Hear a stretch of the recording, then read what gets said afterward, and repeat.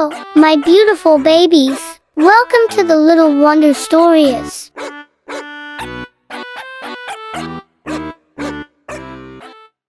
Hello, Little Wonder family. I hope you all are doing awesome. I'm back with a new interesting story just for my tiny friends. So let's dive into this. The Elves and the Shoemaker. Once there lived a kind but exceedingly poor shoemaker. He was an honest, hard-working man, but he had fallen on hard times. So hard, in fact, that he could no longer make ends meet.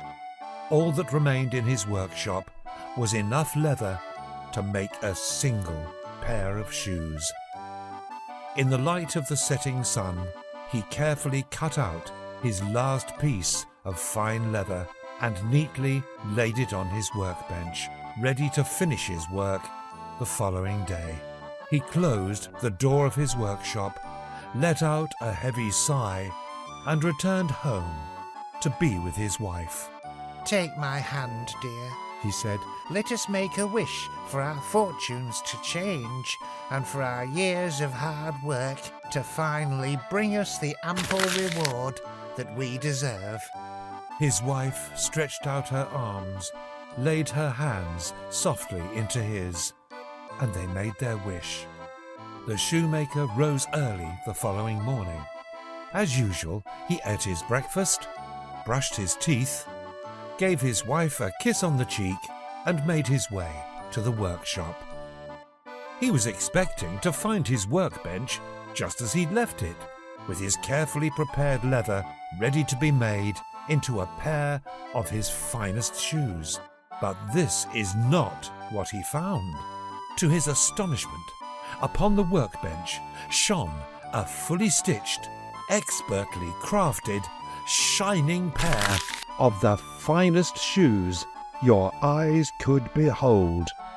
They were perfect, immaculately finished to a standard that he himself would have been proud to put his name to. He stood there for a moment, utterly dumbfounded. "I don't believe it," he thought to himself. Suddenly came a loud rap at the workshop door. A well-dressed man entered and said, "Good morning, kind sir.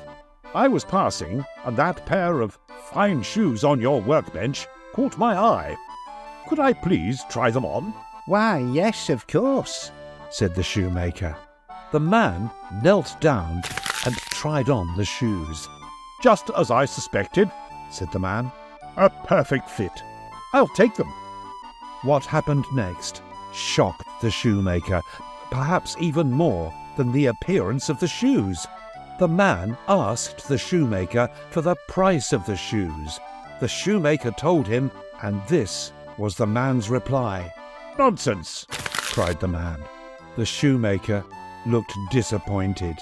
"I mean to say," the man continued, "that the quality and workmanship is plain to see, and I will not pay a penny less than double what you ask." The shoemaker thanked the man dearly for his generosity. The man smiled, doffed his hat, and strode out of the door, wearing his new and very shiny shoes. With the money that he'd received from selling the shoes, the shoemaker went out and purchased more leather. This time he had enough leather to make 2 pairs of shoes.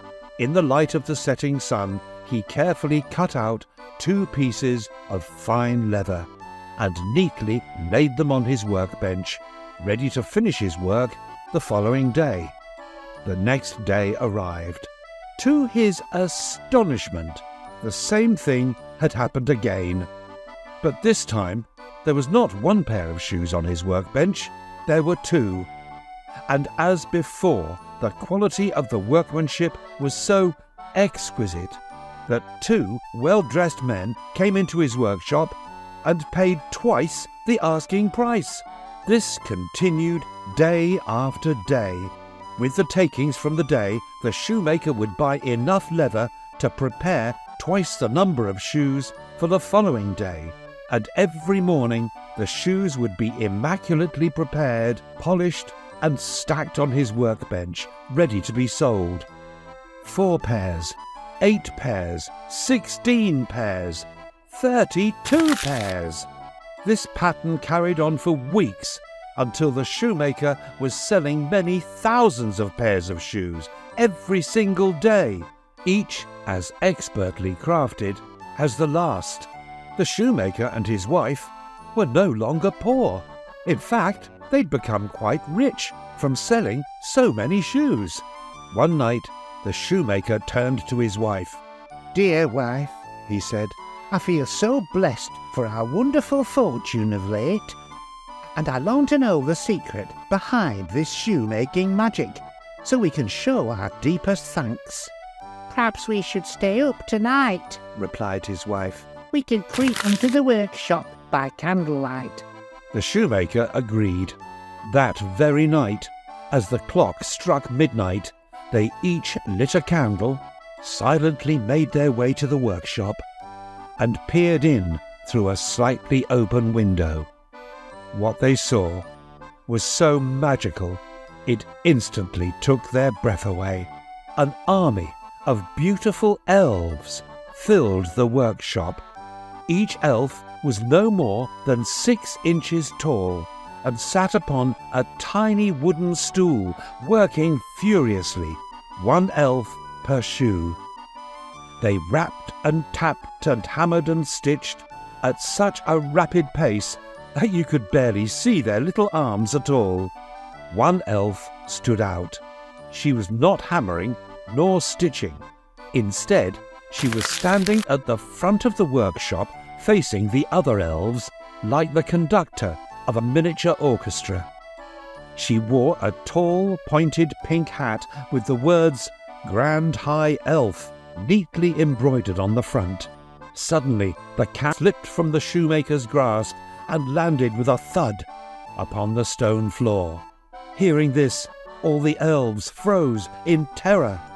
A moment passed, then the Grand High Elf cried, Everybody run! And that was it. The scene that ensued was nothing short of pandemonium. The elves scattered in a frenzied attempt to flee the workshop as fast as they could. Please wait, cried the shoemaker. We are here to say thank you, said his wife, for all your amazing hard work and kindness, and we'd like to show our appreciation by doing something kind in return. As the panic subsided, all eyes fell on the Grand High Elf. She stepped forward and said, We are hungry, and the clothes upon our backs are threadbare. Would you be so kind as to feed us and replace our clothes? We would be forever in your debt. The shoemaker lay down on the ground, his face now level with the Grand High Elf. He smiled at her and said gently, Of course, your highness. We will gladly give you all the food and clothes you desire, and please forgive me, but I've noticed that your feet are bare. I'd also like to make you each a pair of my finest shoes. She smiled back. That would be wonderful, she replied. From that day forward, the elves, the shoemaker and his wife became the very best of friends. They worked hard and went on to live a happy, prosperous and full life together. The end.